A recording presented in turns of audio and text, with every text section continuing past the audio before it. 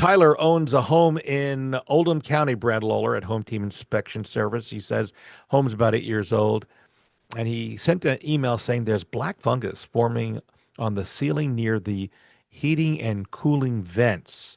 I can actually picture this in my mind. I've seen this in homes. He's worried what it might be, also about how to get rid of it. What do you think it might be, Brad?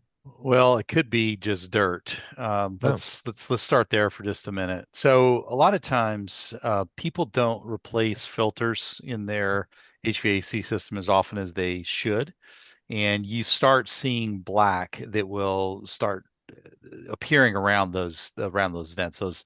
It's always the supply. It's always the vents where the air comes out. And so more than likely, I'm just going to say that I would start with wiping it down, changing the filters out. Start there.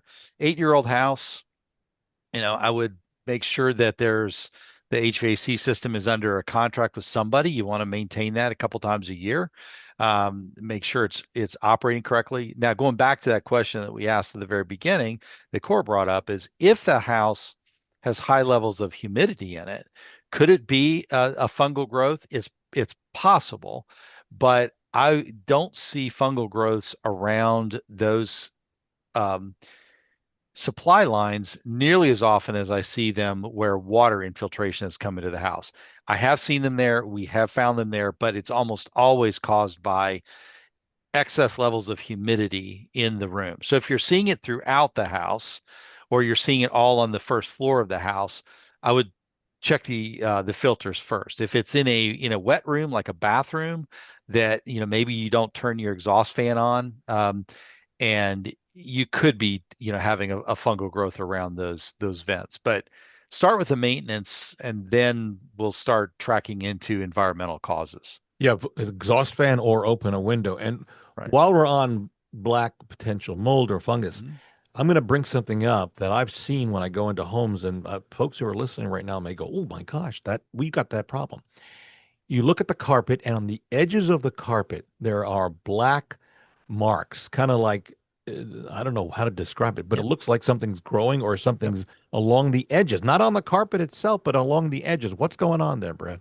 It's dirt. So that's dirt. So that's where the house is actually breathing. Mm. So you've got areas of airflow that are coming in over the subfloor under those walls, under those baseboards. It's just an area that does not get cleaned well, and that you will get that black line that starts to develop right there. But that's dirt.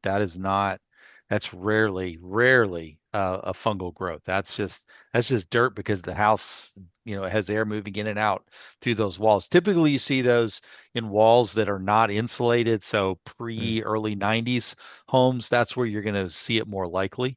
And you do see it on carpet, rarely ever on a hard surface there. Even though it's there, carpet just tends to kind of accumulate that dirt line. And when you're vacuuming, it's not picking up that dirt. No. You have, what, is there anything you Yeah, should do special? no, it's just it's yeah, well, by the time they show up, the carpet's pretty old. So it's Uh, the other thing that happens. It takes a lot of years for that black to accumulate, but usually it's just, once you change the carpet out, shampoo the carpet, that will remove all of that too. all right.